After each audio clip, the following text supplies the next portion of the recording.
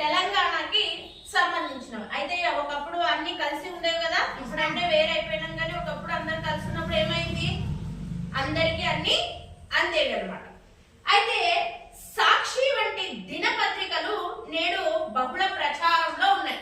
చాలా మంది న్యూస్ పేపర్లు ఏమేమి ఎంచుకుంటారు, ఈనాడు మనకు తెలిసిన పేపర్లు అంతేనా, ఇంకా సాక్షి, జ్యోతి, ఇవన్నీ కూడా బహుళ అంటే ఏమని అర్థం, బహుళ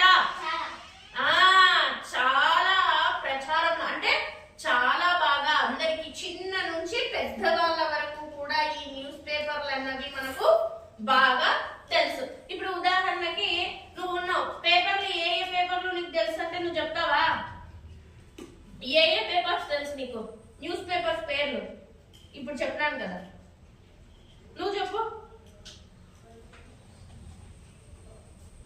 ఈనాడు, నమస్తే తెలంగాణ, జ్యోతి,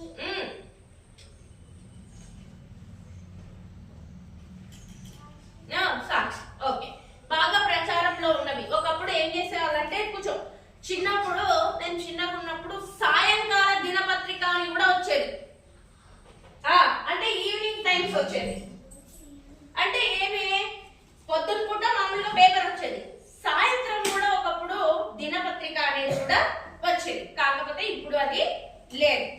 తర్వాత ఏమంట, ప్రభుత్వానికి ప్రజలకు మధ్య పత్రిక ఒక వారధిలా పనిచేస్తుంది. ఇప్పుడు మనకు ఉదాహరణకి మీరు నవోదయాలో అప్లికేషన్ వేయాలంటే ఎక్కడ చూసింటారు మీరు, కొంతమంది న్యూస్ పేపర్ లో చూసింటారు, కొంతమంది ఆన్లైన్ లో చూసింటారు కదా.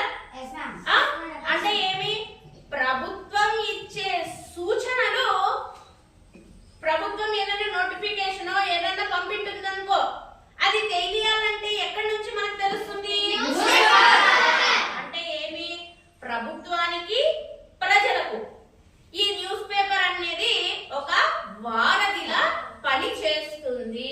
ఏదైనా విషయాలు, ఇప్పుడు కొత్త రేషన్ కార్డులు మార్చుకోవాలా, ఏమని నోటిఫికేషన్ వస్తుంది, పలానా తేదీ నుంచి పలానా తేదీ వరకు ప్రజలు అందరూ రేషన్ కార్డు మార్చుకోవాలి అనేసి పేపర్ లో వస్తుంది.